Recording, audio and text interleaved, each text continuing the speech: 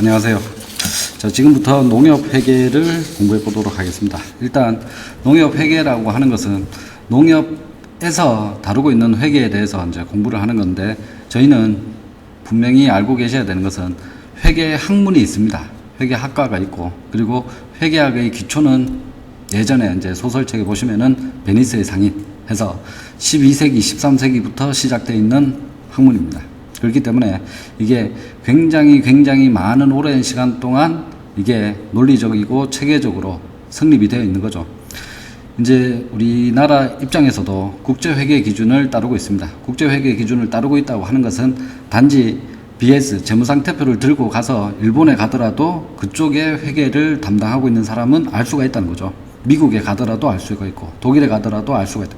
그러면 그런 언어적인 체계를 이걸 알고 있어야지만 재무제표를 보더라도 이걸 파악이 된다는 얘기입니다. 그래서 이제 그런 한 단계를 거치는 단계, 번역하는 단계에 있어 가지고 이제 농협 직원들이 좀 어려워할 수 있습니다. 어려워할 수 있어 가지고 이제 요걸 조금 더 이해하기 쉽도록 해서 이제 좀 풀어 드릴 테니까 그걸 이해하시고, 실무하고 연관해서 생각을 보시면은 실무 같은 경우에는 고득점을 맞아야 되기 때문에 계속 책을 봐야 되는 거죠. 그런데 회계 같은 경우에는 패스 과정이기 때문에 손이 자꾸 안 가는 겁니다. 그리고 조금 보다가 막히어버리면은 그냥 또 책을 덮고, 그랬다가 또 나중에 더해서 생각나서 또 펴고. 근데 단시간에 이걸 펴고 알 수 있기란 건 굉장히 힘듭니다. 그러니까 짜증이 나는 거죠. 그래서 단순하게 막 암기를 하려고 들다 보면은 이게 어느 걸 암기해야 될지도 모르겠고 너무 힘들다는 거죠. 그렇기 때문에 일단 회계학이라고 하는 것은 굉장히 어렵습니다. 굉장히 어렵기 때문에 여러분들이 지금 회계학에 있어서 정말 전공자 수준으로 해서 실력을 많이 갖추겠다, 이건 차후에 나중에 시험 붙고 나셔가지고 나중에 공부를 하시고, 지금 우리가 필요로 한 것은 시험에 패스만 되는 거죠. 시험에 패스가 되는 겁니다. 그래서 자, 객관식이 시험이 20문제로 해서 2점씩, 그리고 진행형이 10문제 1점 해서 이제 총 50점입니다. 50점 중에서 30점만 맞으면 되는 거죠. 자, 그렇게 되고 1편이 기업회계고 2편이 농협회계입니다. 당연히 농협회계가 양이 훨씬 더 많습니다. 훨씬 더 많고 거의 반반 정도 출제가 되고 있습니다. 자, 되고 있는데 이제 시험에 패스하기 위한 이제 회계 공부 방법입니다. 우선 자, 첫 번째로 말 문제를 먼저 풀어야 됩니다. 말 문제. 그러면은 회계 시험지를 딱 받았는데 계정분계 있고 그 다음에 계산 문제 있다. 그럼 이런 것들은 빨리빨리 패스하면 됩니다. 그래서 글로 읽어서 풀 수 있는 문제를 먼저 푸셔야 돼요. 예. 계산 문제 들어가서 계산기 꺼내고 이 머리 회전이 굉장히 느려진다는 거죠. 왜냐하면 뭔가를 더 생각해야 되고 계산에 있어서는 굉장히 두렵다는 생각이 많기 때문에 이러한 것들은 빨리빨리 패스해야 됩니다. 그래서 말 문제를 먼저 푸셔야 되고, 그 다음에 계산 문제, 그 다음에 분계 문제를 푸셔야 됩니다. 자, 그리고 시험 문제는 회계에서 시험 문제는 뭐 다른 과목도 똑같습니다. 난이도가 상중하로 나뉘는 거죠. 상중하로 나뉘는. 그러면은 여러분들은 상은 다 버려도 됩니다. 상까지 맞출 필요는 없습니다. 합격을 하는 데 있어 가지고. 그러면 하는 굉장히 쉬운 지문들로 구성이 되어 있는, 그리고 기출 문제로 구성이 되어 있는. 그러니까 하 부분은 무조건 맞추셔야 되고, 그 다음에 중에 있어서도 한 60%, 70% 정도만 맞추면 가능하다. 그래서 쉬운 문제에 있어서는 절대 틀리면 안 된다. 절대 틀리면 안 된다는 게 이제 주의하셔야 되고, 그렇다면은 결론적으로 회계 시험지를 받아가지고 내가 문제를 풀어가지고 객관식에 있어가지고 12문제랑 맞추면은 이 시험은 합격하는 겁니다. 진행형은 생각 안 하시고 객관식만 12문제 맞추면은 24점이죠. 그러면은 OX가 대부분 6대4 정도로 나온다고 손 치더라도 이때 괜히 생각하셔가지고 OX를 자의적으로 찍으면 안 되겠죠. 하나에 몰빵하셔야 돼요. O를 다 찍든지 X를 다 찍든지. 그러면 4점은 최소 나오는 거죠. 그리고 나머지 8문제 객관식 문제 중에서 똑같은 번호를 찍으셔야죠. 괜히 왔다 갔다 이렇게 피하시면은 그게 더 틀리는 거예요. 똑같은 믿음을 가지고 푸셔야 돼요. 결론적으로 회계시험을 딱 푼 다음에 내가 말로 기술되어 있는 것 중에서 다음 중 틀린 것은 이라고 나오는데 명백하게 틀린 지문이 있다. 그럼 그건 정확하게 X를 치시고 그게 확실하다 라는 개수가 12개만 있으면은 이건 패스를 할 수 있다. 그렇기 때문에 그렇게 접근을 하셔야 됩니다. 이걸 회계학에 있어 가지고 회계학이기 때문에 내가 모든 걸 다 이해해서 문제를 풀겠다, 계산 문제도 다 풀겠다, 이렇게 하면 시험 공부가 굉장히 시간이 많이 걸린다. 그럼 시간이 많이 걸리면은 실무 과목에 있어서는 시간을 투자하기가 그만큼 줄어드는 거죠. 그렇기 때문에 회계 과목에 있어 가지고 시험 용도로서 가장 좋은 점수는 32점이죠 32점만 맞으면 꼭 그런 사람이 있어요. 론보 회계 쳤는데 론은 내가 92점 맞았고 회계는 뭐 하나 틀렸다. 필요 없습니다. 아무 필요 없는. 실무에 있어 가지고 한 점, 1점 더 올리는 게 훨씬 더 중요합니다. 그렇기 때문에 회계는 좀 요령껏 공부를 좀 하시는 게 좋을 것 같습니다. 자, 그렇게 해서 보시고, 자, 그 다음 이제 시작을 해보겠습니다. 자, 우선 이제 첫 부분에 이제 회계입니다. 회계의 정의가 나와 있습니다. 자, 회계의 정의에 보시면은 정보 이용자들이 끊으시고 합리적인 의사결정 끊으시고 할 수 있도록 경제적 정보를 식별하고 측정하고 전달해 주는 것을 회계라고 한다. 자, 지금 회계에 대한 정의를 굉장히 잘 알고 계셔야 돼요. 뭐 쉬운데. 정보 이용자들이 합리적인 의사결정을 하기 위해서 경제적 정보를 식별하고 측정하고 전달해 주는 것을 회계라고 한다. 다 외웠습니다. 회계 쉽네. 그게 아니라는 거죠. 자, 잘 보셔야 됩니다. 회계는 정보 이용자입니다. 정보 이용자. 그러면 그 정보를 이용하려고 하는 사람이 있겠죠. 자, 지금부터는 생각을 다 바꾸셔야 됩니다. 개인에 있어서 사업을 한다, 이런 건 생각하시면 안 되고 순수하게 기업, 법인 입장에서 생각해야 돼요. 자, 법인격을 나눌 때는 자연인과 법인의 두 가지로 나눈 거죠. 실제로 피가 흐르는 사람, 그리고 법에 의해서 권리 능력이 부여받은 법인, 그리고 법인 중에서도 가장 활발하게 활동하고 있는 것이 주식회사, 상법상의 주식회사, 유한회사, 무한회사, 비영리재단 많습니다. 많은데 일단 주식회사를 기준점으로 삼고 있다. 그러면 기준점으로 삼고 있고 여기에 있어 가지고 정보 이용자들이 있다는 거죠. 그럼 그 정보 이용자들은 누구냐? 밑에 알고 싶어요. 적어놓죠. 그 회사에 대해서 알고 싶어 하는 사람이 정보 이용자를. 알고 싶어요라고 하는 사람이 정보 이용자. 그러면 그 정보 이용자들이 합리적인 의사결정입니다. 합리적인 의사결정. 자, 그러면은 회사에 알고 싶어요라고 하는 사람들이 있는데 그러면 그 사람들이 회사를 왜 알고 싶느냐? 뭔가 이유가 있겠죠. 회사가 알고 싶다. 주식에 투자하고 싶다는 거죠. 나는 주주가 되고 싶다. 이 회사가 발전 가능성이 많기 때문에 배당 수익이 많이 나올 것이고 내가 이 회사의 주식을 사게 되면 주식 가격이 상승하게 될 것이다. 그렇기 때문에 나는 이익이 일어날 것이다. 그렇기 때문에 알고 싶어 하는 거죠. 자, 그렇지 않으면은 반대로 회사에서 자금이 부족하다는 거죠. 회사에서 자금이 부족하면은 은행에 가야 되겠죠. 아니면은 정부에게 가야 되겠죠. 우리 돈 좀 빌려주세요. 이렇게 얘기해야 돼요. 그러면은 이렇게 합리적인 의사결정을 하는 데 있어서 우리 농협 입장에서는 기업법인 대출이 있다는 거죠. 그럼 기업들이 온다는 거죠. 그럼 기업들이 왔는데 그러면은 농협에서는 얘기하는 거죠. 알고 싶어요. 당신네 회사를 알고 싶어요. 이렇게 얘기하는 거죠. 그럼 그렇게 얘기했을 때 지금 뉴스에서 많이 보시면은 검찰 수사가 일어나고 있습니다 라고 얘기하면은 어떤 회계사무소에 가든지 기업체에 가든지 하면은 박스채로 해가지고 몇 박스씩 계속 왔다 갔다 거리는 거죠. 그러면은 그게 다 장부라는 거죠. 그러면은 그 장부를 다 들고 가져다 줄 수는 없잖아요. 자, 농협에서 기업체가 왔습니다. 기업체가 와가지고 돈 좀 빌려주세요 라고 얘기를 했는데 그러면은 당신네 회사에 대해서 알고 싶으니까 자료를 가지고 오시오. 이렇게 얘기하니까 예, 알겠습니다 해서 가지고 왔는데 객장에 박스가 가득 찼다. 이런 문제가 생기는 거죠. 그렇기 때문에 이런 합리적인 의사결정을 할 수 있도록 경제적 정보입니다. 경제적 정보를 식별하고 측정하고 전달을. 자, 식별한다고 하는 것은 이걸 판단이 내려진다는 거죠. 아, 여기에 이 금액을 적으면 되겠다. 그렇게 해서 금액을 적으면 되겠다라고 생각을 하는 것이 식별인 것이고, 그 다음에는 측정입니다. 측정은 가격을 매긴다는 거죠.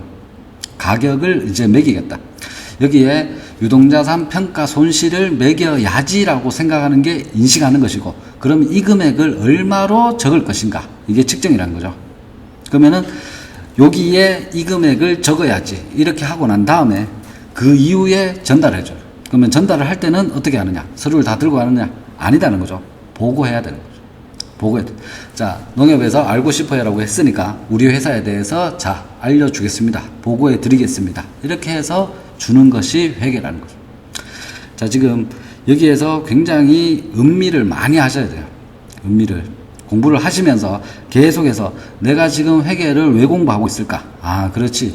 이것에 대해서 어떤 회사, 법인에 대해서 알고 싶어 하는 사람들이 어떤 결정을 내리기 위해서 투자할 건지 돈을 빌려줄 건지 생각하기 위해 가지고 그런 그 경제적 정보를 식별하고 측정하고 전달해 주는 것을 회계라고 하더라.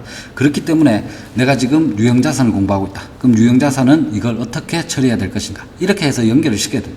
그렇기 때문에 이걸 계속 음미를 하셔야지 여러분 머릿속에 회계의 큰 골자가 생긴다는 거죠. 그 큰 골자가 생겨야지, 아, 내가 지금 여기를 공부하고 있는데 여기에 있어 가지고는 여기에 포인트를 맞추고 있고 다른 자산들과 비교했을 때 이런 차이점이 있었구나, 그렇기 때문에 이게 또 중요하구나, 이렇게 기결이 된다는 거죠.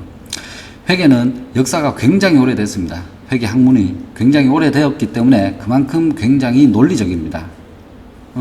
지금 어느 누구도 뉴턴이 사가 만류인력에 대해 가지고 누가 뭐라고 얘기를 하지 않습니다. 왜냐? 그것은 정석이기 때문에, 법칙이기 때문에. 회계학도 똑같다는 거죠.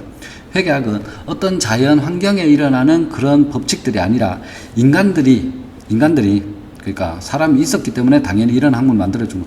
물물교환 시대에서 이게 돈이라는 화폐로 가지고 어떤 거래가 많이 일어남으로써 이걸 조금 더 체계적으로 지금 장부에 적어보자고 했던 것이 회계의 기초라는 거죠. 그래서 이게 꾸준하게 일어났다는, 꾸준하게 일어났기 때문에 굉장히 논리적이고, 거기에 반해 가지고 지금 현재, 그러니까 뭐 300년 전, 200년 전 이때는 북이죠. 그냥 오늘 100원 팔았고 내일 뭐 비용이 200원 나갔다. 그럼 현재 현금은 얼마 있네. 그냥 단순하게 그렇게 적었던 것이 이제는 회계로 넘어왔다는 거죠. 예. 그래서 차후에 계속 보도록 하고, 자, 그리고 여기서 주의하셔야 되는 것이 경제적 정보입니다. 경제적 정보. 그러면 경제적 정보라고 하는 것은 어떤 그 사람의 의도가 숨겨져 있다는 거죠. 그러면은 정보 이용자들에게 있어서 경제적 정보가 있다는 거죠. 그러면 다시 경제적 정보에 있어서는 당연히 수익성이 창출이 나옵니다. 자, 경제적 정보 위에 수익성이라고 적어주시고, 그리고 그 위에 칸에는 안정성을 적어주십니다. 자, 이렇게 해서 여기에 수익성, 안전성, 그리고 여기에 플러스해서 황금성. 자, 이렇게 세 가지로 이제 분류를 할 수 있습니다. 자, 정보 이용자들이 알고 싶어야라고 하는 사람들이 어떤 정보를 얻어내요? 그러니까 재무제표를 보고서 요런 정보가 있구나, 이걸 알아내야 된다는 거죠. 그러면 그 정보를 알아내는 데 있어서 유용한 요소가 있다는 거죠. 그러면은 우선 수익성이다.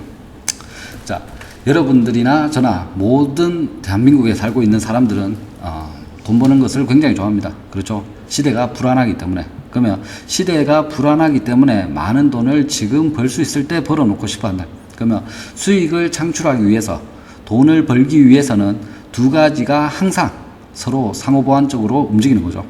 자, 수익성이 높다. 수익성이 높은 것은 벤처기업에 투자하면 수익성이 가장 많겠죠. 예. 네이버가 벤처로 처음 시작했잖아요. 그럼 처음 시작했을 때 그때 주식을 샀더라면 지금 한 주당 70만원, 80만원. 그렇죠? 그러면은 수익성이 굉장히 높다. 그러면 그런 벤처 기업들이 살아남은 게 지금 몇 개 있느냐? 손꼽을 정도라는 거죠. 그럼 벤처 시작했는 기업은 굉장히 많았다. 그러면 나머지는 다 망했다는 거죠. 자, 수익성과 안정성은 항상 반비례입니다. 수익성도 좋고 안정성도 좋다 이런 거는 잘 없습니다. 안 그러면 사기든가. 그렇죠? 사기꾼들은 항상 얘기하죠.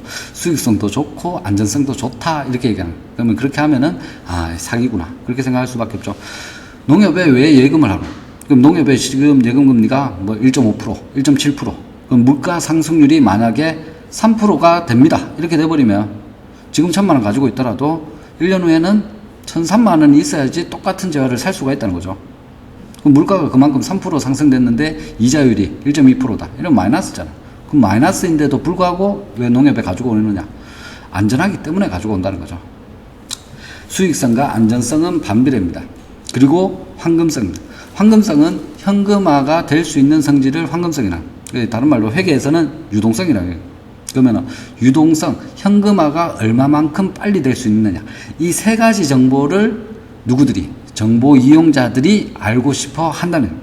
그러면 다시 정보 이용자들이 정보를 얻고자 하는데 그 정보를 얻는 데는 크게 세 가지가 있어요. 수익성과 안정성과 황금성. 그러면 수익성은 당연히 PL에서 찾을 수가 있겠죠. 여러분들이 만약에 어떤 회사에 투자를 한다. 아니면은 돈을 빌려주려고 한다. 그렇죠. 합리적인 의사결정을 한다는 거죠. 주식을 사거나 돈을 빌려주거나. 그렇죠. 그럼 그렇게 할 때는 중요한 요소가 세 가지가 있다는 거예요. 수익성과 안정성과 현금성입니다. 그러면 수익성은 당연히 PL에서 손익계산서에서 보면은 이 회사가 돈을 얼마만큼 벌었느냐 이걸 알 수 있다는 거죠. 안전성은 당연히 BS에서 이 회사가 가지고 있는 자산이 얼마만큼 될 것인가 그리고 부채는 얼마만큼 됐을 것인가 그걸 보고 알 수 있다. 야, 당신 회사 지금 가지고 있는 재산은 지금 1억인데 부채가 1억 5천이네. 이거 안 되겠다. 우리 못 빌려주겠다. 이런 판단을 내릴 수가 있다는 거죠. 자, 그리고 황금성입니다. 얼마만큼 쉽게 현금화가 가능한 회사이냐 이걸 봐야 된다는 거죠. 안 그러면은 유동성 문제가 일어날 수 있다는 거죠. 네. 그래서 자, 지금 요렇게 다 작성을 다 해서 알고 싶어요 라고 하는 사람한테 전달해 주는 것을 회계라고 한다는 거예요. 네.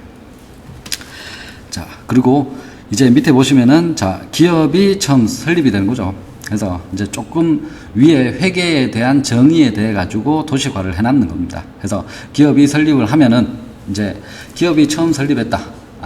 그리고 지금 위드 NH도 이제 법인으로 설립을 했습니다. 주식회사 위드 NH 이렇게 나온다는 거죠. 그러면은 회사를 설립하는 데 있어서는 돈 얼마를 가지고 처음 시작하는데 돈이 있어야 돼. 돈이 있어야지 사무실도 임차하고 직원도 뽑고 비품도 사고 할 거 아니에요. 그래서 돈이 얼마만큼 있느냐 이걸 알아보는 것이 재무 상태입니다. 돈이 얼마만큼 있느냐가 재무 상태이고 그러면은 그리고 난 다음에 이게 회사가 영업기간이 있겠죠. 회계기간별로 해서 연도 말까지 얼마만큼 돈을 벌었느냐 이거에 대해서 따져주는 것이 PL입니다. 손익계산서. 그래서 장사를 함으로써 영업을 함으로써 경영성과가 발생이 되고 이러한 그 정보들을 다 모아놓은 것이 손익계산서입니다. 그러면 이러한 BS와 PL을 공시를 하겠죠. 알고 싶어요 라고 하는 사람한테 보여줘야 된다는 거예요. 알고 싶어요 라고 하는 사람한테. 자, 회계의 정의에 보시면 정보 이용자들인데 갈로 열고 잠재적 그것도 하나 적어 놓으시면 됩니다. 그러면 잠재적 정보 이용자 그러면 지금 고등학생인데 고등학생은 아직까지 회계에 대해서 정보 이용자 이 회사에 투자해야 되겠다 이 회사에 돈을 빌려줘야 되겠다 이런 생각은 안 하고 있지만 잠재적인 정보 이용자는 거죠. 1년 후에 대학생이 되고 난 다음에는 경제활동을 시작할 것이고 알고 싶어 한다는 거죠. 그렇기 때문에 공시를 해줘야 되는 이해관계자에게 공시를 딱 해서 이 회사에서는 수익성은 이만큼 되고 안전성은 이만큼 되고 그리고 현금화는 이렇게 진행이 됩니다 라는 것을 보여준다는 거죠. 보여주면은 판단을 내릴 수 있도록 해주는 것이다. 이렇게 이제 회계를 정의할 수 있습니다. 자, 그리고 이제 그 밑에 자, 지금까지는 그냥 이제 이런 전체적인 설명이었고 이제 책의 내용에 들어가는 부분입니다. 그래서 자, 이해관계자가 나오는데 이해관계자는 알고 싶어요 라고 하는 사람입니다. 그러면은 알고 싶어요 라고 하는 사람들은 두 가지로 나뉠 수 있다는 거죠. 그 회사 내부에 있는 사람들하고 그 회사 외부에 있는 사람들 두 사람으로 나눌 수 있다. 그러면 지금 외부에 있는 사람들에 대해서 회계에 대해서 그 정보를 식별하고 측정하고 전달해 주는 것을 재무회계라고 얘기하자라고 얘기해놨다. 그러면은 관리회계에 의해 가지고 내부 이 정보 이용자들이 알고 싶어 하는 회계를 어떻게 할 것이냐. 이것은 관리회계라고 얘기하자라고 정의해놨다. 자, 해서 외부, 내부에 따라서 재무회계냐, 관리회계냐라고 나뉘어진다는 거죠. 그렇게 두 파트로 나눠진다. 누구에 의해서? 이해관계자들의 위치에 따라서 나눠진다는 거죠. 자, 그러면은 외부에 나가는 것은 자, 공시가 돼야 된다. 공시가 돼야 되겠죠. 자, 공시가 된다라고 하는 것은 자, 드디어 이제 위드NH가 주식회사로 되었고 상장이 되었고 공시를 하게 되었습니다. 이렇게 얘기하겠죠. 그러면은 농협직원들이 생각하겠죠. 위드NH가 이제 드디어 상장까지 돼서 이 주식을 한번 사볼까? 그러면은 뭘 본다? 재무제표를 본다는 거죠. 그럼 재무제표 BS, PL을 딱 본다. 그럼 보면은 뭔가 투자를 하고 싶게끔 만들어야 되겠죠. 그 만들어서 위드NH 입장에서는 당연히 투자자들을 꼬시기 위한 한 수단이 공시하는 거예요. 꼬시기 위한 수단. 자, 우리 회사에 투자하세요. 이렇게 한다는 거죠. 그러니까 당연히 재무제표 안에서 뭔가 회사에 안 좋은 것들은 자꾸 숨기려고 한다는 거죠. 이게 분식이 이제 자꾸 일어난다는 거죠. 조선업이 지금 완전히 털어보니까 이제 장난 아닌 거죠. 근데 그전에는 분명히 있었을 것인데 이게 나타나 있지 않았다. 공시할 때는 좋게 포장을 딱 해가지고 우리 여기에 투자를 계속 해주세요. 이렇게 꼬셨다. 자, 꼬시기 위해서는 공시를 해야 된다는 거죠. 광고해야 된다. 자, 공시는 광고한다라고 생각하시면 됩니다. 누구나 다 불특정 다수죠. 불특정 다수에게 잠재적 회계 이용 정보자들에게 다 알려준다는 거예요.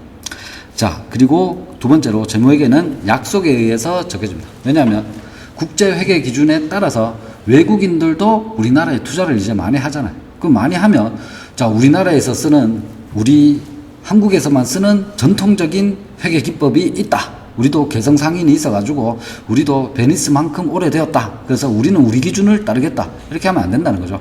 그렇기 때문에 약속에 의해 가지고 객관적인 기준이 잣대가 잡혀져 있다. 자, 그래서 원칙이 따라가는 것이고 원칙이 있기 때문에 신뢰성도 있고 객관성을 갖출 수가 있다는 거죠. 자, 그리고 자, 재무회계는 과거지향적. 그러면 왜냐하면 BS에 있어서는 일정 시점을 기준으로 그 회사가 가지고 있는 재무 상태, 재산 상태를 파악하는 것인데 이것에 있어서는 당연히 과거 시점에서 계속 일어났던 그것을 한 시점을 기준으로 지금 상태가 어떠하냐 이걸 판단을 했다는 거죠. 손익계산서 또한 1년 동안 지금 영업활동을 하면서 얼마만큼 수익이 벌어들였느냐 그리고 그 수익에 있어서는 영업활동이냐 아니면은 영업의 활동이냐 아니면은 기타 사항들이냐 이걸 다시 이제 분석을 해놨다는 거죠. 그렇기 때문에 재무제표에 있어서는 어쩔 수 없이 과거에 대한 지표로서 꼬실 수밖에 없다는 거죠.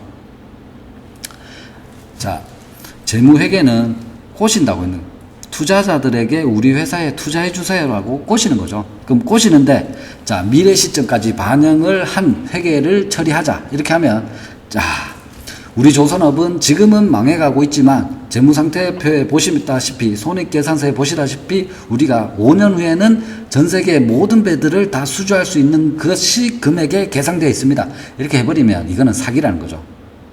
그렇기 때문에 철저하게 남한테 보여주기 위해서는 철저하게 실현이 되었는 금액을 기초로 해서 재무상태표를 만들어라. 이렇기 때문에 과거라는 거죠. 이렇기 때문에 과거를. 시험 문제에 가장 많이 출제되는 게 이게 미래냐 과거냐 이게 가장 많이 나온다. 단순하게 암기를 해버리면 안 되는 거. 미래까지 반영을 해버리면은 이건 사기라는 거죠. 그렇게 이해를 하셔야 되고 자, 내부 회계는 관리회계라고 얘기합니다. 그럼 내부는 누구냐? 팀장이다, 사장이다 그런 거죠. 회사 내부에 있는 사람이니까. 그러면은 회사 내부에 있는 사람은 팀장은 굉장히 불리하기 때문에 한 장짜리 보고서를 원하고 사장님은 굉장히 계산을 많이 하기 때문에 10장짜리 보고서를 원한다. 그러면은 입맛에 맞도록 갖다 줘야 되는 거죠.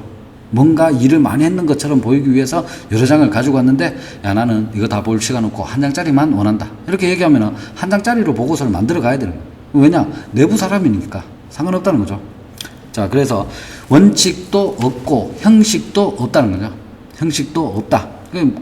간단하게 한 줄로 적어가는 것도 좋아한다. 그러면은 그렇게 한다는 거죠. 자, 그래서 관리회계, 만약에, 자, 양산과 우산. 자, 양산과 우산을 만드는 업체가 있다. 그러면은 여기에서는 사장과 팀장들은 중간 책임자, 뭐 임원들은 결정을 내려야 되는 거죠. 아, 원래 강수량이 얼마만큼 될 것이다. 아니면은 자외선 지수가 얼마만큼 될 것이다. 그렇기 때문에 향후에 양산을 많이 생산하자. 아니면은 우산을 많이 생산하자. 이게 판단이 선다는 거죠. 그럼 그렇게 하기 위해서 그러한 정보를 알고 싶다. 이렇게 할 때 작성되는 것이 관리회계라. 그러면 당연히 내년에 비가 많이 올지 해가 많이 뜰지 이것을 측정을 해야 되기 때문에 이것은 미래지향적이라. 우리끼리 얘기하는 건데 누구한테 돈 투자하라고 얘기하는 거죠. 누구한테 돈 빌려달라고 얘기하는 게 아니기 때문에 우리는 우리 생산 라인을 얼마만큼 활용할 것인가 이걸 판단하기 위해서 하는 것이 관리회계라. 그렇기 때문에 당연히 미래지향적으로 나가야 되는 거죠. 지나간 것은 지나간 거고 다 배당해주고 우리 다 뭐 성과금 타고 다 탔다는 거죠. 이건 중요한 게 아니라 향후에 우리가 돈을 얼마만큼 더 벌 수 있을 것이냐 이게 중요하다. 그걸 활용하기 위해서 하는 것이 관리회계라.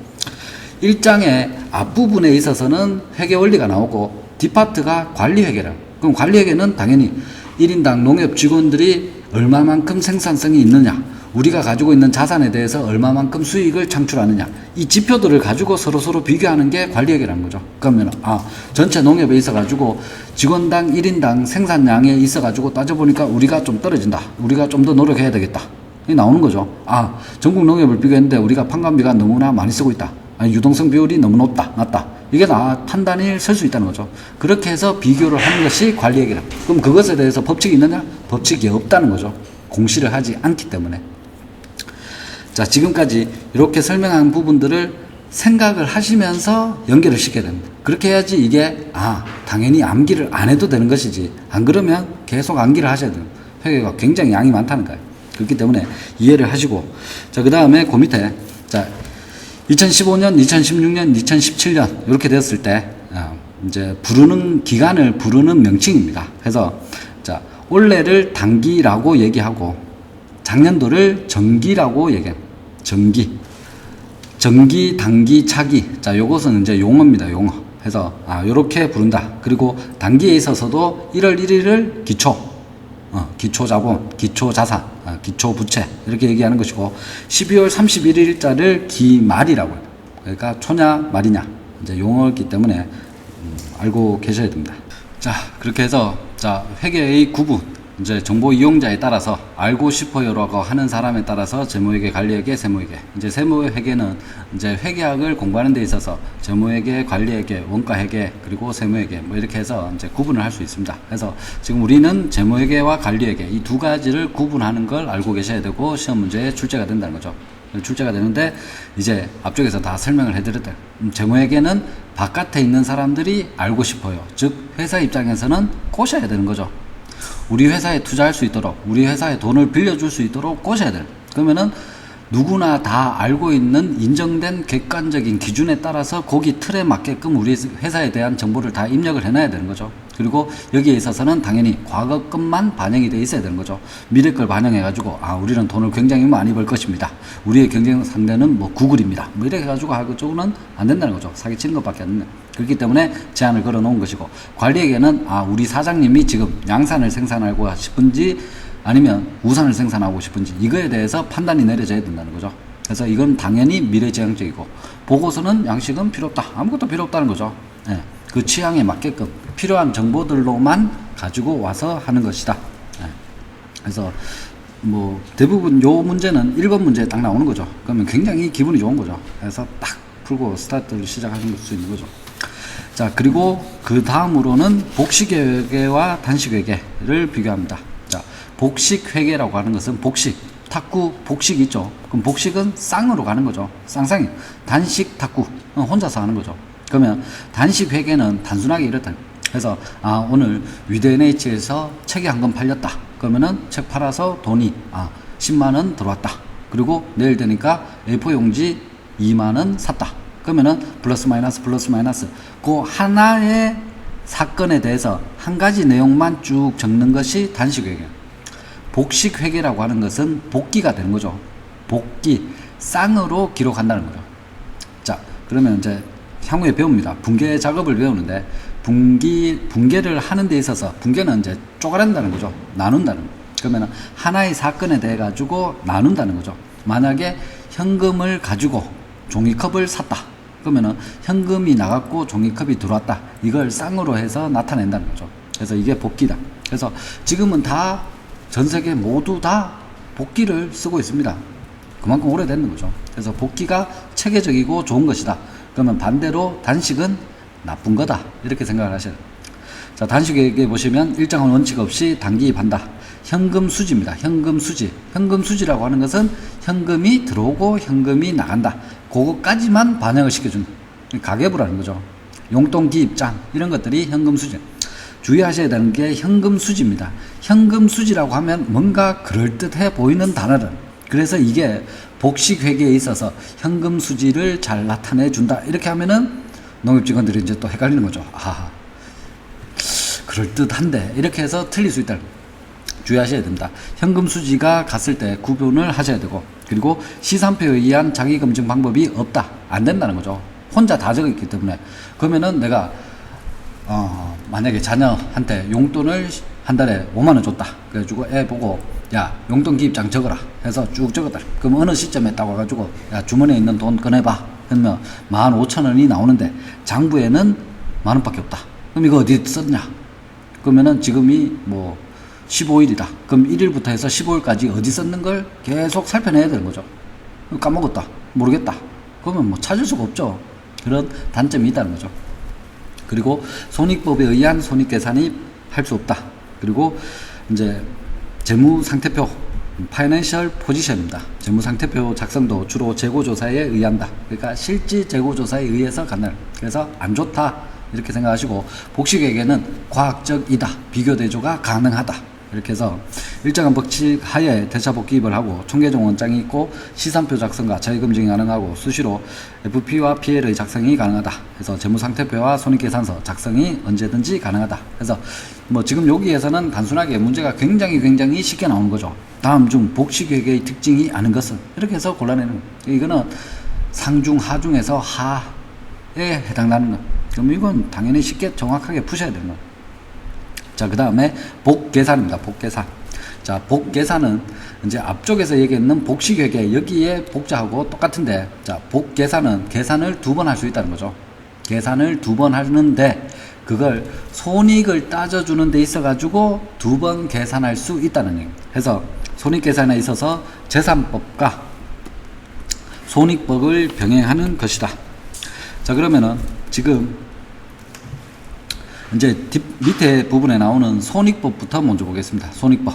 그래서 회계기간에 발생한 수익과 비용을 원천별로 기록 계산하여 총수익과 총비용을 비교함으로써 기간 손익을 계산하는 방법이며, 이것이 조직적 부기의 기록으로부터 유도되기 때문에 유도법이라고도 한다. 네. 그래서 지금 여기에 있어 가지고는 당연히 내가 돈을 얼마 벌었느냐, 지금 총수익, 총 들어왔는 비용이 있고 그 이후에 총 비용이 있다. 그럼 그걸 차감시켜주면 당연히 이익이 생기는 거죠. 간단한 겁니다. 간단한 겁니다. 애들이 설날에 갔다. 설날에 가서 총수입 세뱃돈을 받았고 그 다음에 과자를 사 먹었다. 그러면은 오늘 설날 당일에 순이익이 얼마냐 계산할 수 있다는 거죠. 그럼 애들도 계산하는 방법은 손익법이다. 자, 그러면은 다시 위로 올라오셔가지고 재산법입니다. 재산법. 자, 재산법은 어떻게 하느냐? 재산을 지금 비교를 한다는 거죠. 재산을 비교한다. 자, 만약에 여러분들이 연봉이 지금 이제 뭐 농협 직원들도 연봉이 굉장히 높죠. 연봉이 1억이다. 이렇게 했다는 거죠. 1억인데 왜 나는 돈이 없을까? 이게 항상 고민이라는 거죠. 연말정산 할 때 보면은 나의 연봉은 1억인데 왜 나는 돈이 없을까? 그러면 내가 회계를 배웠기 때문에 이렇게 한번 해봐야 되겠다. 수익비용 이렇게 해보니까 이게 너무나 불확실한 요소들이 많이 포함이 된다는 거죠. 부동산에 투자했는데 이게 대박 칠 수도 있고 부동산 때문에 지금 힘들어 할 수도 있고, 그럼 이러한 것들은 수익비용으로는 체계적으로 배분이 안 되겠죠. 그러면은 1월 1일자 시점에 내가 가지고 있는 모든 재산을 다 리스트를 다 적겠다. 그렇죠? 그러면은 1월 1일자에 자, 새해 아침 해 뜨는 거 보고 가족들 다 모여가지고 자, 우리 집 재산이 지금 이렇게 있다. 아파트가 10억이고 대출이 8억이다. 그래서 우리는 실제 2억분이다. 그리고 자동차 짓기 비용 등등등등등 해가지고 이것밖에 우리는 없다. 그런데 연말에 가서 12월 31일자에 비교를 해보니까 아, 지금 아파트가 있고 대출 금액은 5억으로 줄어들었다. 그럼 결론적으로 우리는 지금 5억이 되었다. 그러면 재산이 2억에서 5억으로 늘었다는 거죠. 자, 그렇게 돼서 재산법이라고 하는 것은 내가 가지고 있는 재산을 1월 1일자하고 기초 그리고 기말 12월 31일자의 재산을 비교하는 거죠. 그러면은 만약에 1월 1일자에 해당되는 것이 만약에 1,000원이 있었다. 그런데 12월 31일자에 내가 1,300원을 가지고 있다. 이렇게 치면 당연히 불었는 거죠. 그럼 1,000원이었는데 1,300원. 그럼 300원은 뭐냐? 300원은 당연히 수익이라는 거죠. 그러면은 1,000원이었는데 지금 가지고 있는 게 700원 뿐이다. 그러면은 손실이 발생해. 그러면은 마이너스 300원이 손실이 일어나는 거죠. 자, 그렇게 해서 이렇게 재산법에 의해서 계산하든지 손익법에 의해서 계산하든지 이건 쌍으로 계산했기 때문에 당연히 금액은 같아져야 된다는 거죠. 같아져야 돼. 시험 문제에 계산하는 법이 나오는데 계산을 해가지고 지금 기말의 자본이 얼마냐 이걸 알아둘러. 그럼 기초 금액 막 나오고 수익 막 나와 있다는 거. 그러면은 이 두 가지로 했을 때 수익은 동일하다. 이걸 가지고 공식으로 가지고 풀어내야 된다는 거예요. 자, 그렇게 해야 되는데 자, 손익계산은 이제 재무상태표에서 행해지는데 자, 손익계산은 재무상태표입니다. 왜냐? 내가 가지고 있는 돈, 자본을 가지고 비교한다는 거죠. 자본을 가지고 비교하기 때문에 이것은 손익계산서에서 하는 게 아니라는 거죠. 그렇기 때문에 순이익의 경우에는 동금액이 대변, 순손실은 차변. 그래서 자본 계정은 이제 차변에 있는 거죠. 차변에서 생성되기 때문에 되는 것이고, 자, 공식에 보시면은 기말 자본 마이너스 기초 자본입니다. 그러면 12월 31일자의 금액 1,300원에서 기초 자본 1월 1일자에 1,000원을 빼주면은 당연히 우리 가족들이야, 우리는 300원을 벌었다. 이렇게 얘기하는 거죠. 그렇게 할 수 있다. 밑에는 이제 반대로 더 적어졌다. 그럼 손실이 발생됐다. 자, 이런 간단한 것은 안 나온다는 거죠. 시험 문제가 나오면 그래도 옆에 게 나온다는 거죠. 자, 그러면은 자, 기말 자본 마이너스 기초 자본 플러스 증자 마이너스 감자 갈로 닫고는 순이익이다. 갑자기 머리가 복잡해지죠. 자, 이렇게 생각하시면 됩니다. 자, 지금 여기를 보기 전에 좌측변의 거는 이해가 되죠. 12월 31일자 그리고 1월 1일자 차감을 해주니까 돈이 남는다. 그러면은 순이익이다. 요건 되는 거잖아요. 요건 되는데, 자, 생각해보죠. 만약에 내가 1월 1일자에 1,000원을 가지고 있는데 와이프가 우리 집 돈 재산이 왜 이렇게 안 모이냐고 계속 바가지 긁는다. 그러면 나는 어디 간다? 우리 아버지한테 간다는 거죠. 아버지 500원만 주세요. 500원만 주세요. 이렇게 얘기하는 거죠. 그러면은 500원을 받아오면은 증자가 일어났다. 500원을 받아오면은 증자가 일어났다. 와이프 집으로 만약에 300원을 줬다. 그러면은 감자가 일어났다. 이렇게 생각하시면 돼요. 그래서 지금 자본거래라는 거죠. 자본거래인데 만약에 내가 아버지한테 500원을 받아오면은 이것은 당연히 수익이 재산이 늘어나는 거잖아요. 그렇죠? 그래서 플러스를 시켜주고 그 다음에 감자 마이너스를 시켜준다. 그래서 플러스 마이너스가 일어난다. 자본의 변동이 생긴다. 그래서 이게 1월 1일자부터 아버지한테 받아온 날짜가 6월 20일이다. 그리고 감자 와이프 집에 줬는 게 10월 달이다. 이렇게 해서 다 계산해 가지고 마지막에 어느 시점 12월 31일자 기말 자본하고 비교를 해야 되는 거죠. 그러면은 그 차익이 발생이 됐을 때 그게 이익이냐 손실이냐 이렇게 해서 따져준다는 거예요. 자, 이렇게 해서 요 공식하고 그 다음에 총수익 총비용 그거 차감했는 게 순이익 그 공식하고 똑같다는 거예요. 그러면은 이걸 서로 이퀄을 시킨다는 거죠. 이퀄을 시켜가지고 지금 여기에 나오는 것하고 여기에 나오는 것이 다 순이익으로 동일하다는 거죠.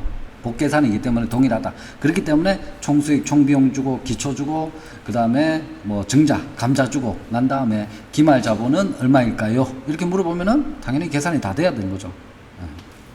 그렇게 해서 계산하는 것을 복계산이라고 한다. 자, 보죠. 자, 문제 한번 보도록 하겠습니다. 자, 1번 회계 구분에 대한 설명 중 틀린 것은? 자, 그러면 정답은 4번이죠. 자, 재무회계 관리회계. 여러분 주의하셔야 되는 게 혹시라도 출제자가 시험을 출제하는데 요걸 바꿀 수 있다는 거죠. 요 위치를 바꿀 수. 항상 공부하면서 재무회계는 여기 있었고 관리회계는 여기 있었기 때문에 여기에 당연히 과거, 여기에 미래 이렇게 나와가지고 있는데 여기에 과거, 여기 미래도 있는데 보니까 재무회계가 여기가 있고 관리회계가 여기가 있으면은 틀린 거죠. 그러니까 그걸 혹시라도 구분하셔야 되고 지금 여기에서는 당연히 재무관리 해서 재무는 과거 그리고 관리회계는 양산우산 해서 미래 시점 그렇게 반영이 돼야 된다. 자, 그리고 관리회계에 대한 설명 중 틀린 것은? 해서 자, 관리회계는 2번이죠. 외부 정보 이용자, 외부에 바깥에 있고 싶어 하는 사람들이 알고 싶었다. 어떻게? 왜? 투자하기 위해서, 돈을 빌려주기 위해서. 이때는 아니죠. 관리회계는 아니고 재무회계로 가야 된다. 그리고 재산법에 의한 손익계산은 대차 대조표상 그래서 BS 재무상태표죠. 재무상태표에 의해서 손익을 따져주는 게 재산법이고 PL에서 따져주는 게 손익법이고 이렇게 하든 저렇게 하든 맺히든 뒤치든 손익은 똑같아야 된다. 이게 복계산이라는 거죠. 그래서 자, 순이익의 경우에는 대변에, 왜냐하면은 자산이기 때문에 발생이 되면은 대변, 손실은 차변. 맞는 지문이고. 자, 그 다음에 다음 자료에 의해서 산출된 기초자본은 얼마인가? 자, 요게 복계산인 거죠. 그러면은 지금 이제 쭉 적으면 된다는 거죠. 우선 자, 기초자본입니다. 기말 당년도 분에 있어서 1월 1일자, 12월 31일자 이걸 따져준다는 거죠. 그러면은 지금 알고 싶은 것은 기초자본이라는 거예요. 그 기초자본. 해서 자, 우선 자, 수익 합계, 비용 합계 이게 먼저 보이네요. 그러면은 수익하고 비용하고 보니까 수익은 85만원, 비용은 145만원. 그러면은 손실이 생겼는 거죠. 해서 지금 145에서 85 이제 차감을 하면은 금액이 얼마죠? 이게 순손실이 되는 거죠. 순손실은 얼마냐? 60만원이죠. 60만원. 그래서 비용에서 수익을 차감했는 거 60만원입니다. 자, 그리고 자, 기말 자산이 있습니다. 기말 자산. 그리고 기말 부채. 그러면 기말 자본이 나오겠죠. 자, 기말 자본은 자, 그래서 지금 자산, 부채, 자본 이게 있다는 거죠. 그런데 이게 지금 12월 31일자 받는 거죠. 그러면은 다 기말 자산, 기말 부채, 기말 자본 이렇게 있는데 자, 이게 똑같은 거죠. 지금 이제 T 계정에 있어 가지고 지금 요 중간에 있는 표시는 이거라고 같은 거죠. 수학 공식에 있어 가지고 뭐 3 플러스 4는 7이다. 그러면 지금 뭘 구하고자 하는데 지금 기초 자본입니다. 기초 자본. 그러면 지금 요게 12월 31일자로 돼 있으면 다시 1월 1일자에 자산과 부채와 자본 이걸 알 수 있으면 되는 거죠. 이걸 알 수 있으면 되는 것인데 지금 여기서 복계산에 의해 가지고 순손실이 60만원 발생이 되었고 그러면 기말자산, 기말부채 그러면은 기말자산이 900 그리고 기말부채가 300 그러면 기말자본은 600이 나오는 거죠.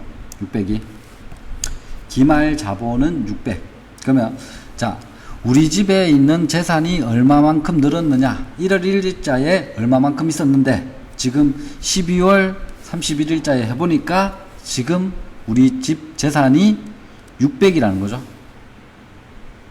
지금 기말 자본이 600이 있으니까 그러면은 지금 기초 자본 이걸 모르겠다는 거죠. 이걸 모르겠는데 1월 1일부터 해서 12월 31일까지 우리 재산 상태의 변동을 보니까 지금 유상증자가 40만 있었다. 아버지로부터 해서 40만 원이 들어왔다. 그렇죠? 들어왔는 거잖아요. 그런데 이렇게 들어왔음에도 불구하고 지금 최종적으로 지금 수익이 마이너스 60만 원이 발생이 됐다는 거죠. 그렇죠? 자, 이렇게 하면 이제 계산하시겠어요? 자, 계산해 보겠습니다. 자, 비용에서 수익을 차감은 비용이 더 많기 때문에 순손실이 발생된 거죠. 그래서 손익법에 의해서 계산을 해보니까 1년 동안 해가지고 마이너스 60만 원이 발생이 됐다는. 그러면 당연히 말에서 기초를 빼면은 순이익이 되는 것이고, 기초에서 기말을 뺀 것이 순손실. 그러면은 기초를 모르기 때문에 X라고 하고, 그 다음에 아버지로부터 유상증자가 일어났다. 40. 그리고 감자는 없다. 그리고 난 다음에 차감을 시켜줘야 되는데, 기말 자본은 600이다. 그럼 이렇게 했을 때 지금 손실이 60만 원이다. 그러면은 660. 이걸 수학적으로 방정식에 있어가지고 다른 변으로 넘어가면은 부호가 바뀌는 건 아시죠? 그래서 660에서 40을 차감하면은 620만 원이 된다. 자, 그렇게 해서 계산을 하시면 되고. 자, 그 다음 문제, 다음 중 복식회계에 대한 설명으로 틀린 것은, 정답은 2번. 주의하셔야 되겠죠. 현금 수지라고 해서, 이게 현금 수지, 뭔가 전문적인 용어이고, 이게 복식회계의 의미이다라고 생각하시면 안 된다는 거죠. 용돈 기입장에 의해서 플러스 마이너스 수지, 플러스 마이너스가 이루어진 것을 현금 수지라고 한다. 그렇게 해서 기억을 하시면 되겠습니다. 자, 해서, 회계의 기본 원리 해서 재무회계의 개념 체계입니다. 자, 재무회계의 개념 체계. 자, 재무회계이기 때문에 제일 먼저 떠올려야 되는 단어는 꼬신다. 맞죠? 꼬신다.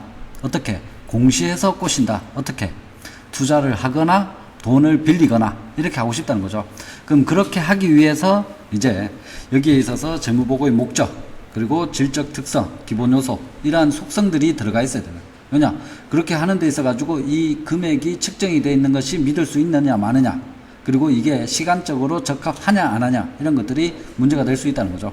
그래서 자, 재무보고의 목적 보시면, 자, 재무보고는 기업 실체 외부의 다양한 이해관계자들의 경제적 의사결정을 위해서 경영자가 기업 실체의 경제적 자원, 의무, 경영성과, 현금 흐름, 자본 변동 등에 관한 재무 정보를 제공하는 것을 말한다. 자, 이런 것들은 한 번만 읽고 넘어가시면 돼요. 나중에 재무제표의 종류에 나오는 것들이 여기 그냥 다 적혀져 있대. 그래서 크게 신경 안 쓰셔도 되고. 자, 그 다음에 이번에 재무보고는 기업 실체에 대한 현재 및 잠재적 투자자이 나오는 거죠. 잠재적 투자자와 채권자. 잠재적 투자자는 주주인 것이고, 채권자는 돈을 빌려주는 사람이죠. 정보 이용자 중에서 내부 외부로 나누는데, 채권자, 정부 이런 것들은 다 외부죠. 그런데 주의하셔야 되는 것은 채무자는 아니죠. 기업에서 돈을 대출을 실행하고 싶을 때 우리 회사는 이런 회사입니다라고 알려줘야지. 우리가 돈을 빌려주는데, 야, 우리 회사는 이런 회사인데 돈 빌려줄게, 이런 건 없다는 말이죠. 그러니까 지금 채권자입니다. 채권자. 투자 의사 결정하고 신용 의사 결정, 그러니까 수익성 그리고 안전성, 이 두 가지죠. 그러니까 신용 리스크 가면 안전성이잖아. 그래서 이 두 가지에 대해서 우리 회사는 이런 회사입니다 라고 정보를 제공하고, 경영자의 수탁 책임의 이행 등을 평가할 수 있는 정보를 제공하는 것을 목적으로 한다. 자, 해서 재무보고의 목적에 미래 현금 흐름의 예측에 유용한 정보를 제공한다. 자, 투자자와 채권자의 합리적인 의사결정에 유용한 정보란 투자나 자금 대여로부터 들어올 미래 현금의 크기, 시기, 불확실성을 평가하는데 적합한 정보를 말한다. 기업 실체는 영업활동에 창출되는 순현금 흐름을 이용하기 위해서 기업 실체 유지에 필요한 투자에 충당하고 배당 이자를 지급하며 채무를 상환한다. 자, 배당 이자, 지금 요 말하고 투자자, 채권자 이렇게 연결이 되겠죠. 지금 첫 시간에서 지금 회계란 하면서 얘기를 쭉 했었잖아요. 그 내용이 여기에 들어가 있다는 얘기죠. 지금 다 설명을 드렸는 건 투자자, 채권자, 수익성, 안정성 이렇게 해서 다 기출 다 나오는 건, 그러면 투자자에게는 지금 배당을 줘야 되는 거죠. 우리 회사 주식을 샀잖아요. 그럼 배당을 줘가지고 달래줘야죠. 주식은 상환을 할 필요가 없는 거죠. 우리 회사의 주식으로 투자됐으면 우리는 상환해 줄 필요가 없다는. 그럼 당신이 돈이 부족하면은 딴 사람한테 팔고 나가면 되는 거죠. 그럼 다른 사람이 또 들어오겠죠. 그 회사 입장에서는 지금 돈을 갚을 의무가 없다는. 돈을 안 갚는데 그래도 좀 그렇잖아요. 그럼 회사가 잘 됐다. 그럼 배당을 좀 주는 거죠. 자, 채권자는 우리가 돈을 갚아야 되는 사람입니다. 은행에 가서, 농협에 가서 돈을 빌렸다. 그러면은 당연히 이자도 내야 되고 원금도 상환해야 되는 거죠. 그래서 두 가지로 나눠야 됩니다. 자, 따라서 재무보고는 정보 이용자 욕구를 충족하기 위해서 순현금 흐름 예측에 유용한 정보를 제공해야 된다. 해서 자, 유용한 정보를 제공을 해준다. 그리고 재무상태, 경영성과, 현금 흐름, 자본 변동에 대한 정보를 제공해준다. 이제 재무제표에 5가지인데 지금 재무상태표, 경영성과는 손익계산서, 그리고 현금 흐름표, 자본 변동표, 그리고 주서 5가지. 그러니까 거기에 대한 정보를 제공해준다. 자, 그리고 경영자의 수탁 책임 평가에 유용한 정보를 제공해준다. 해서 경영자는 소유주로부터, 자, 경영자는 대표이사겠죠. 대표이사는 소유주, 주주들이죠. 그 회사가 누구 거냐? 주주들의 것이다. 그렇게 나오는 거죠. 그래서 위탁받은 기업 실체의 자원을 적절히 유지하고 효율적으로 운영해서 수익을 창출해야 된다. 이러한 책임 의무에 대한 경영자는 주기적으로 평가받게 된다. 그러니까 지금 경영자, 능력 있는 경영자를 모시고 오면은 당연히 연봉도 주지만 거기에 따라서 주식을 주는 거죠. 그래가지고 스탁 옵션 줘가지고 성과 많이 일어나면은 돈 많이 받을 수 있도록 그렇게 해준다는 거예요. 돈을 번다면요, 돈을 많이 줄 수 있다라는 게 회사, 법인체의 입장이라는 거죠. 그래서 자, 수탁 책임 평가, 맡은 거에 대해서 경영을 얼마만큼 했는지 그걸 성과를 알 수 있게끔 해준다. 자, 그리고 회계 정보의 질적 특성입니다. 그러면은 측정하고 평가해서 전달을 해줘야 되잖아요. 그러면은 인식하고 평가를 하는데 이 평가하는 데 있어 가지고 어떤 특성들을 갖추고 있어야 되느냐, 이제 그 말이죠. 그래서 질적 특성은 목적 적합성, 목적에 맞아야 된다는 거죠.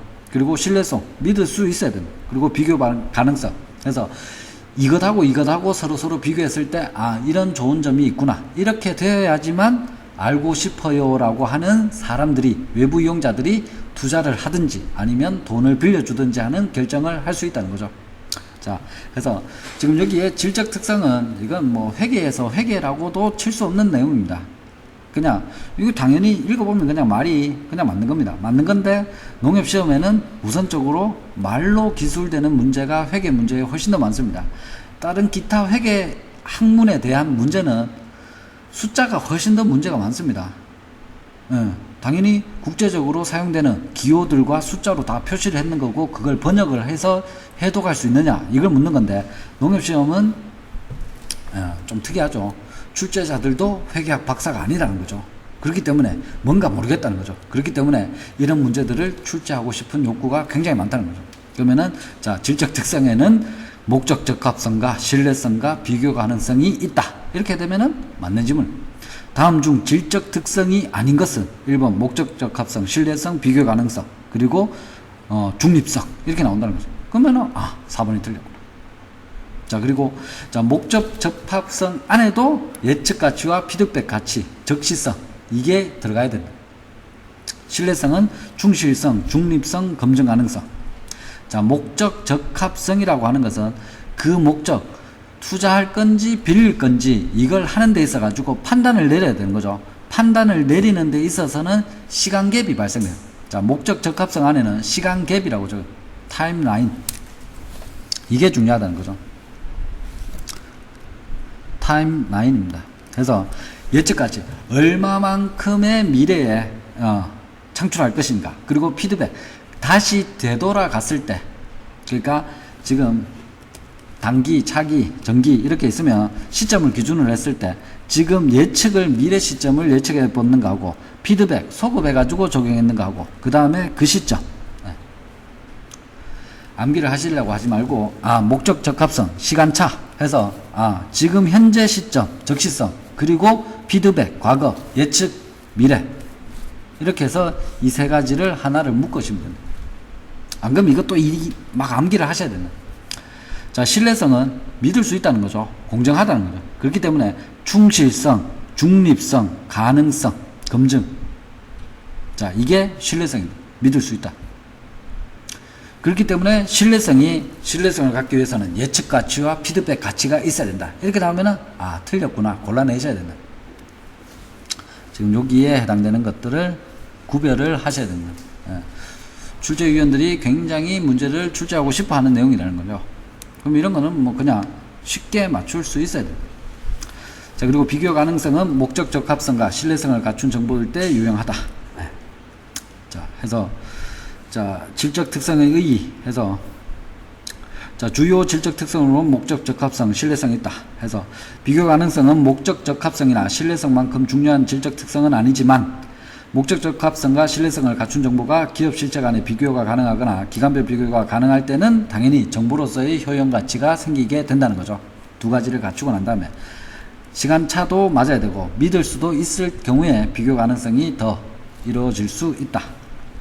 자, 목적 적합성. 그래서 정보가 유용하기 위해서는 의사결정 목적에 적합해야 된다. 목적 적합한 정보란 의사결정 시점에서, 이게 키워드라는 거죠. 이게 키워드. 시점에서 과거, 현재, 미래, 과거, 미래, 현재 해서 적시성, 그리고 거꾸로 소급, 그리고 향후, 차기, 미래, 예상, 이렇게 해서 이제 단어가 나온다는 거죠. 그래서 평가를 확인 또는 수정함으로써 경제적 의사결정에 영향을 미치는 정보를 말한다. 해서 질적 특성으로서는 목적 적합성은 자, 예측 피드백 가치 그리고 적시성, 이게 될 때 확보된다. 그래서 자, 예측 가치와 피드백 가치 해서 읽어보시고, 자, 그 다음에 적시성 읽어보시고, 자, 그 다음에 신뢰성, 목적 적합성이 있어야 되고, 그 다음에 질적 특성의 신뢰성은 믿을 수 있어야 된다. 해서 자, 신뢰성의 확보 조건은 표현의 충실성, 충실하게 적어야 되고, 중립성, 그리고 검증 가능성, 자, 그리고 비교 가능성, 자, 그리고 회계 정보의 제약 요건입니다. 제약 요인. 그래서 재무제표에 표시되는 모든 항목은 중요성이 고려되어야 하므로 목적 적합성과 신뢰성 있는 모든 정보가 반드시 재무제표에 표시되는 것은 아니다. 자, 반드시 모든 정보를 다 재무상태표, 손익계산서, 현금흐름표, 자본변동표, 주석, 여기에 모든 회사에 대한 모든 정보를 다 담을 수 없다는 거죠. 검찰 수사가 들어가면은 그 회사의 모든 정보를 가져가려고 A4 박스 수백 개를 가져가는 거죠. 그걸 가져가서도 그 회사의 알똥말똥인데 단순히 몇 장 가지고 이 회사에 대한 모든 것들을 다 알 수 있는 게 아니다. 즉 재무제표의 한계점이다. 모든 걸 다 알 수는 없다. 당연히 그렇죠. 위대한 H가 어떤 회사냐? BS와 PL, 재무상태표, 이것만으로 다 알 수 있다. 모르는 거죠. 알 수 없다는 거예요. 자, 그리고 중요성은 일반적으로 당해 항목의 성격과 크기에 의해서 결정된다. 자, 성격과 금액, 크기입니다. 당연히 금액 큰 것은 변동성이 많겠죠. 대손 충당금, 대손액 이래가지고 못 받은 금액이 만약에 50억이다. 굉장히 큰 금액이고 이건 중요하다는 거죠. 이익이 될 수 있는데 비용으로 떨어내야 된다는 거예요. 그럼 이건 엄청난 사항이다. 자, 성격도 중요하고 금액 크기도 중요하다. 두 개 다 중요하다. 일반적으로 성격과는 무관하고 단순하게 금액 크기에 따라서 중요성이 이루어진다. 이렇게 나오면은 틀렸다. 시험 문제가 좀 조잡하다는 거예요. 자, 그리고 어떤 경우에는 금액의 크기와는 관계없이 정보의 성격 자체만으로도 중요한 정보가 될 수 있다. 만약에 소송이 들어갔다. 그래가지고 소송이 만약에 F라고 삼성이 소송이 붙었는데 소송건에 의해 가지고 삼성이 패배했다. 이렇게 해서 패소 판정이 내려져 가지고 거기에 대한 많은 보상금을 내야 된다. 그러면은 소송이 진행되고 있는 그 사건에 대해서 소송 비용이 들어갔는 그 100만 원 가지고 엄청나게 더 큰 여파를 미칠 수 있다는 거죠. 그래서 중요한 정보가 될 수 있다. 예를 들어 신규 사업 부분의 이익 수치가 제로에 가까울 정도로 극히 작은 경우에도 이러한 이익 수치는 정보 이용자가 당해 기업 실체가 직면하고 있는 위험과 기회를 평가하는 데 중요한 정보가 될 수 있다. 생각해 보시면은 요즘 네이버도 그렇고 직방도 그렇고 거기 회사에서 뭔가 재고 자산이 있겠습니까? 뭔가 물건을 파는 데 있어 가지고 기계 설비 장비가 막 들어가야 되느냐? 다 필요 없다는 거죠. 뭐만 있으면 된다? 사람, 그리고 컴퓨터. 그것만 있으면 지금 현대사회에서는 어떠한 더 많은 부가가치를 만들 수가 있는 거죠. 농협에서 새까빠지게 예금 받고 대출하고 막 이렇게 하고 있는데 갑자기 딱 돌아보니까 인터넷 뱅킹 들어온다. 그럼 그거는 누가 만드느냐? 사람하고 컴퓨터가 만드는 거죠. 그럼 그건 게임 끝이라는 거죠. 그렇기 때문에 지금 현재 이익 수치가 제로이더라도 이것은 별 문제가 안 된다는 거죠. 그렇기 때문에 더 따져봐야 된다는 거예요. 그래서 지금 이익이 제로가 되었다고 해서 그 회사가 망하겠네 이렇게 단순하게 치부할 수는 없다라는 얘기입니다. 자, 그런 내용을 알고 계시고, 자, 그리고 재무제표의 기본 과정입니다. 재무제표의 기본 과정. 그러면은 이런 가정 하에 재무제표를 작성을 하겠다는 얘기죠. 이런 하에 재무제표로. 재무는 돈이라고 했죠. 재무상태. 만약에 회계를 공부했으면 야 요즘 재무 상태가 어떠냐 이렇게 하면 네가 요즘에 집에 재산이 얼마 있냐 이렇게 물어보는 거죠. 그리고 제표는 여러 가지 표들이 5가지의 표들 이게 제표를. 그래서 이런 것을 작성하는 데 있어서 기본 과정이 있다는 거죠. 자, 우선 기업 실체의 과정입니다. 기업 실체의 과정. 자, 말이 조금 낯선데 기업 실체라고 하는 것은 반대말은 법적 실체.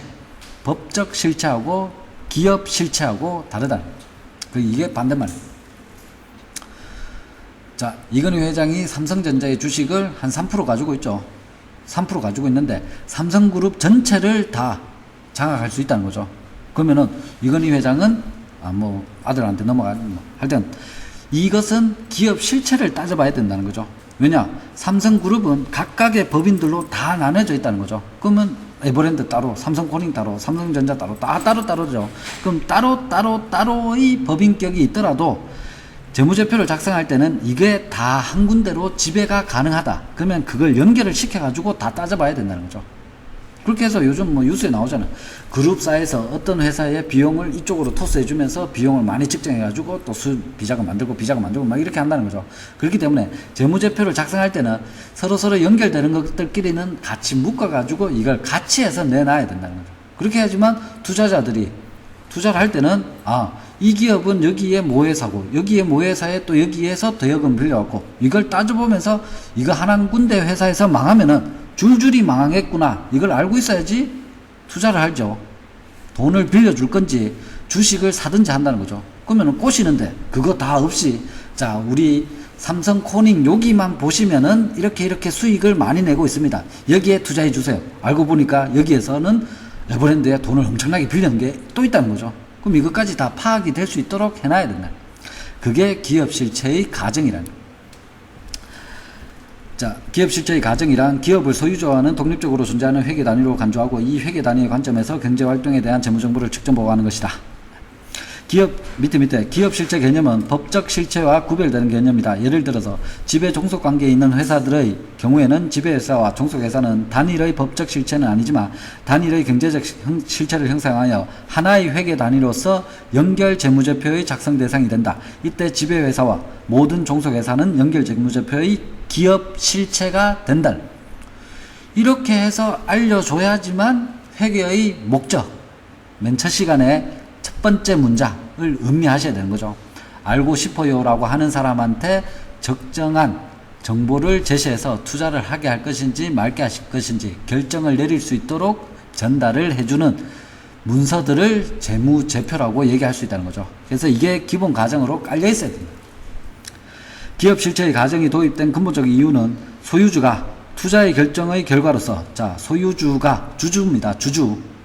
주주가 투자의 결과로서 당해 기업 실체에 대해서 갖고 있는 청구권의 크기와 그 변동액을 적절히 측정하기 위함이며 소유주와 별도의 회계 단위로서 기업 실체를 인정하는 것이다.